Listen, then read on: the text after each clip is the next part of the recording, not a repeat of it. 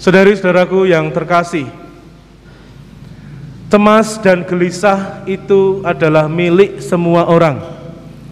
Semua golongan bisa mengalami yang namanya cemas dan gelisah, tidak pandang bulu, entah orang itu miskin atau kaya, apakah dia tua atau muda, apakah dia orang kudus atau orang berdosa. Cemas milik segala bangsa, milik semua orang. Tentu saja kalau saat ini kecemasan kita bersama adalah COVID-19. Pandemi ini juga sampai hari ini belum berakhir. Di sana sini malah meningkat dan sebagainya. Tingkat kecemasan dan apa yang kita cemaskan berbeda-beda. Masing-masing orang memiliki kecemasannya dan kegelisahannya sendiri-sendiri. Ayub dalam bacaan yang pertama tadi, meskipun dia sudah punya banyak harta, punya tahta, punya banyak hal yang melimpah di dalam dirinya, tetapi masih saja ada kegelisahan di dalam hatinya. Setiap kali dia tidur, dia tidak bisa tidur nyenyak, bahkan sampai pagi dia tidak bisa istirahat dengan baik, karena masih ada pikiran-pikiran yang mengganggu di dalam batinnya. Paulus pun juga memiliki kecemasan. Paulus tadi mengatakan, dia memiliki pandangan bahwa mewartakan Injil adalah sebuah keharusan baginya. Ketika dia sudah dibaptis, dia merasa bahwa yang namanya pewartaan Injil adalah hal yang harus dilakukan. Sebetulnya sama dengan kita.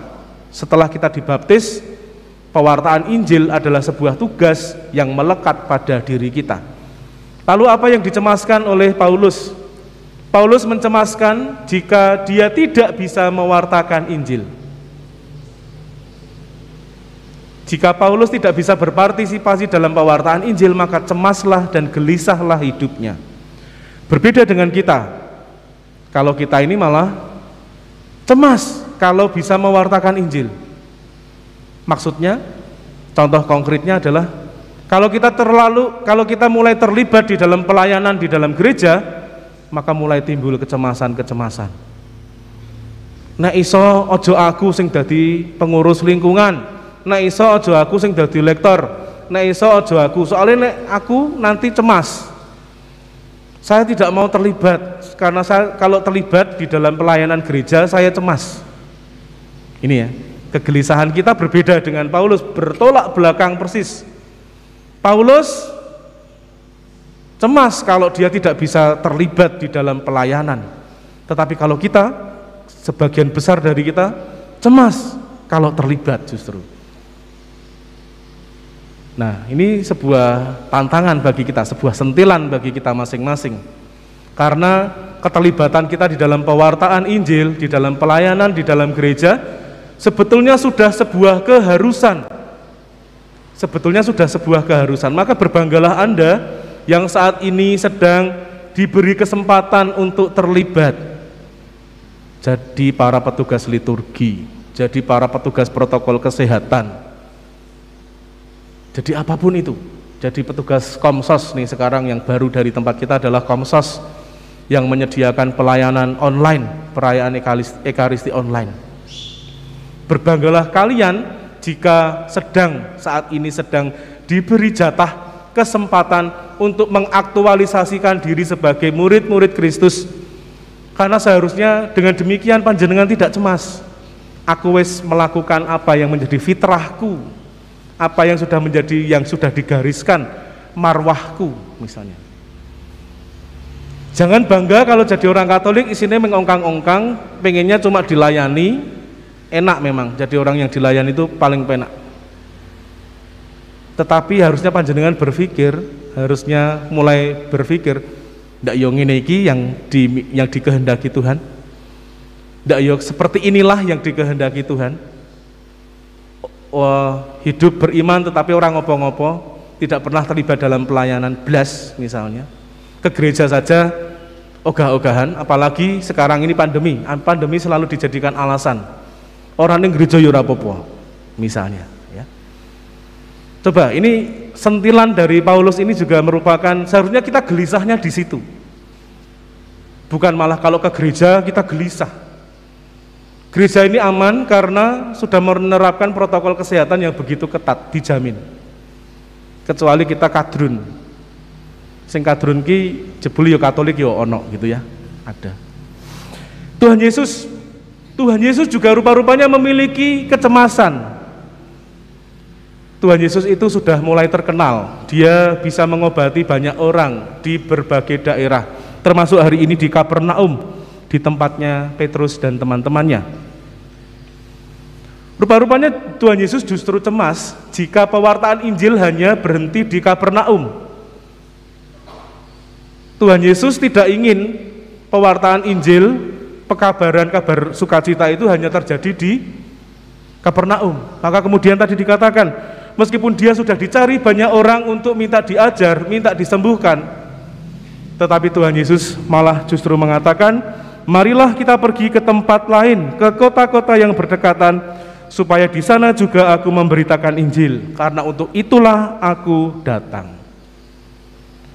Tuhan Yesus menyadari bahwa tugas utamanya adalah mewartakan Injil kepada semakin banyak orang, maka dia tidak ingin hanya berhenti di Kapernaum saja.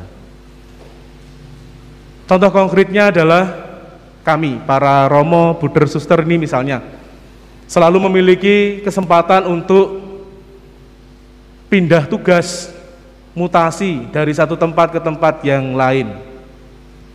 Ini merupakan sebuah perwujudan bagaimana kami juga harus mewartakan ke tempat-tempat yang lain juga.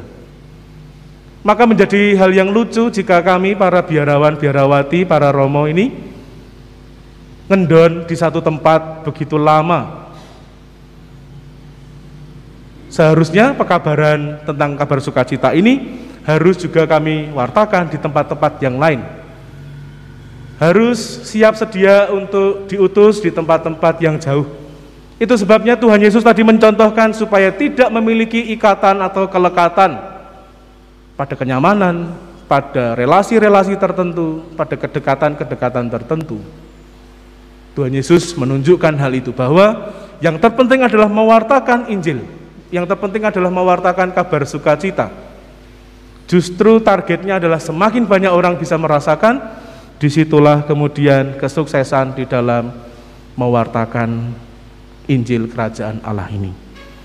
Saudari-saudaraku yang terkasih, Tuhan Yesus cemas jika dia hidup di dalam kemelekatan, hidup dalam keterikatan yang membelenggu sehingga karya keselamatan tidak berjalan dengan mulus dan baik.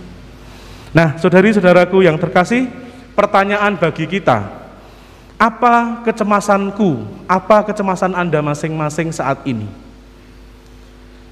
Boleh, cemas dan gelisah itu boleh-boleh saja. Cemas boleh-boleh saja, asal jangan berlebihan sampai lemas. Cemas boleh, tapi jangan sampai lemas. Gelisah boleh, tapi jangan berlebihan sampai kita menjadi apa-apa susah. Gelisah dan cemas adalah hal yang biasa, hal yang manusiawi, karena kita manusia memiliki ketakutan-ketakutan. Tetapi jika sudah berlebihan, sudah tidak normal lagi. Itu artinya parno. Itu artinya kita sudah mulai ada yang sakit di dalam psikis kita, karena kita terlalu takut, fobia terhadap hal-hal yang ada di depan kita mungkin. Nah, saudari-saudaraku yang terkasih, kadang kita harus, memang gelisah dan cemas itu kadang juga perlu. Karena dengan cemas dan gelisah kita bisa memfokuskan pikiran kita pada satu hal. Tetapi jangan berhenti pada kecemasan dan kegelisahan itu saja. Mulailah melangkah, mulailah mencari aksi dan tindakan yang nyata dan konkret. Karena jika kita berhenti hanya pada kecemasan dan kegelisahan, ya sudah, mandek di situ, kita akan mati di dalam kecemasan kita masing-masing. Inspirasi dari Tuhan Yesus dan Paulus hari ini, kita semua diajak untuk semakin menyadari apa panggilan kita. Panggilan kita sebagai murid-murid Kristus, panggilan kita sebagai orang-orang yang telah dibaptis adalah mewartakan Injil, terlibat di dalam pelayanan gereja, dan itu adalah sebuah tugas dan keharusan bagi kita. Dan kita diminta untuk tidak berhenti pada satu titik saja. Jangan suka berhenti pada satu titik, ngendon di satu titik terlalu lama, dan hanya berhenti pada kecemasan dan kegelisahan saja, tetapi berusaha mencari solusi dan juga tindakan nyata. Bapak Ibu, saudari-saudaraku yang terkasih, semoga hari ini kita semua disadarkan, kita semua dimampukan untuk menjadi orang-orang yang semakin hari mampu terlibat di dalam pekabaran Injil Tuhan dan semakin kreatif di dalam mengatasi tantangan-tantangan hidup, mengatasi kecemasan-kecemasan dan kegelisahan kita.